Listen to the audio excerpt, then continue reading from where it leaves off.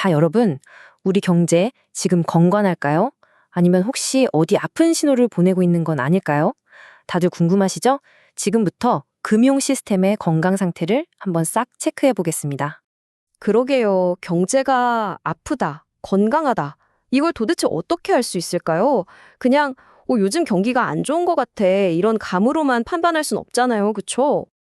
네, 맞아요. 전문가들은 절대 감으로 추측하지 않아요. 딱 의사처럼 행동하죠. 우리가 병원에 가면 의사가 체온 재고, 맥박 확인하고, 혈압부터 보잖아요.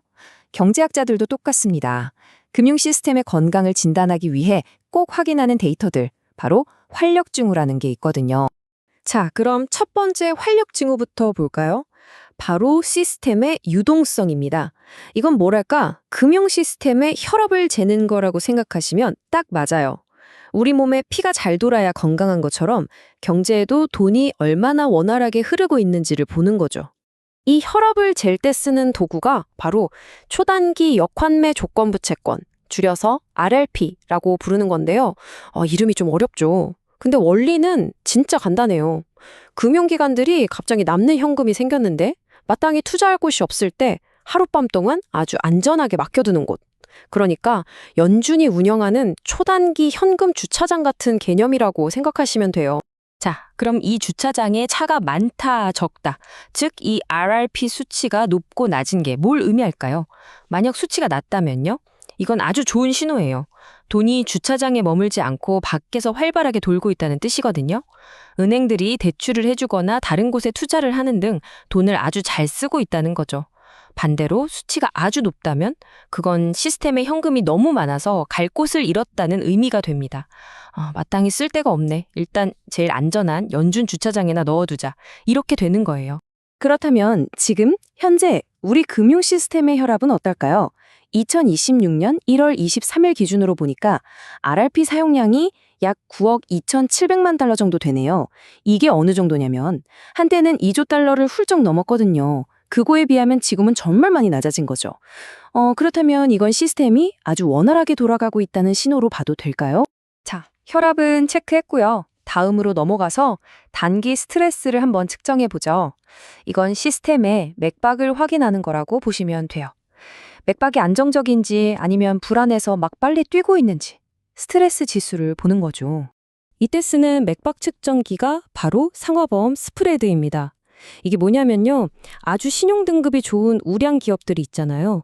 이 회사들이 3개월짜리 짧은 돈을 빌릴 때 가장 안전한 기준금리보다 이자를 얼마나 더 줘야 하는지 그 차이를 보여주는 거예요.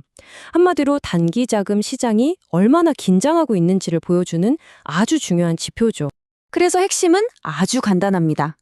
이 스프레드가 낮다? 그럼 시장이 아주 평온하다는 뜻이에요. 돈 빌려주는 기관들이 이 회사에 단기로 돈 빌려주는 거? 아무 문제 없어. 이렇게 생각한다는 거죠. 하지만 이 스프레드가 높아지면요. 그건 바로 스트레스 신호입니다. 대출 기관들이 불안해지기 시작했다는 거고 돈을 빌려주는 위험에 대한 대가로 더 높은 이자를 요구하게 되는 거죠. 자, 그럼 지금 시작의 맥박은 어떨까요? 2026년 1월 22일 기준으로 보니까 이 스프레드가 고작 0.03%예요.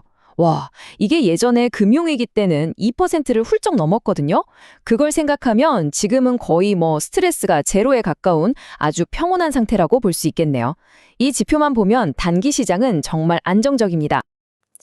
혈압하고 맥박은 다 확인했네요. 이제 마지막으로 시장의 전반적인 분위기, 그러니까 심리 상태를 좀 들여다볼게요. 투자자들이 미래에 대해서 얼마나 자신감을 갖고 있는지 그 신뢰도를 측정해 볼 차례입니다. 이 투자자들의 심리를 아주 잘 보여주는 지표가 바로 하이힐드 채권 스프레드입니다. 하이힐드라는 말이 고수익이란 뜻이잖아요. 말 그대로 수익은 높지만 그만큼 위험도도 높은 회사 채권을 말하는 건데요. 이 스프레드는 투자자들이 그런 위험을 감수하는 대가로 세상에서 제일 안전하다는 미국 국채보다 얼마나 더 높은 수익률을 원하는지를 보여주는 수치라고 할 수 있습니다. 이 스프레드는 정말 시장의 심리를 비춰주는 거울 같아요. 만약에 스프레드가 낮다면 그건 투자자들의 자신감이 하늘을 찌른다는 뜻입니다. 앞으로 경제 괜찮을 것 같은데 이 정도 위험은 감수할 수 있지 하면서 적은 보상에도 기꺼이 투자하는 거죠. 반대로 스프레드가 아주 높다면요? 그건 시장에 공포가 가득하다는 신호예요. 투자자들이 너무 비관적이라서 이런 위험한 채권을 사려면 엄청난 수익률을 주지 않으면 어림도 없어. 이렇게 생각한다는 의미니까요. 그럼 현재 시장의 분위기는 어떨까요? 2026년 1월 22일 기준으로 이 스프레드가 2.64%네요. 보통 역사적인 평균이 한 3.5% 정도 되고요. 진짜 위기 상황에서는 8% 이상으로 치솟기도 하거든요. 자, 이 정보를 딱 놓고 봤을 때 여러분 생각에는 지금 시장이 자신감과 공포 중에 어느 쪽에 더 가까운 것 같으세요? 좋습니다. 자, 우리 지금까지 3가지 중요한 활력 징후를 하나하나 다 측정해 봤어요. 이제 이 조각들을 다 모아서 전체적인 건강 상태에 대한 최종 진단을 한번 내려볼 시간입니다. 다시 한번 간단하게 정리해 볼까요? 첫째, 역내폭.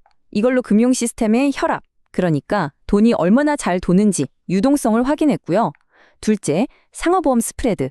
이걸로는 단기적인 맥박이 안정적인지 스트레스 정도를 쟀습니다.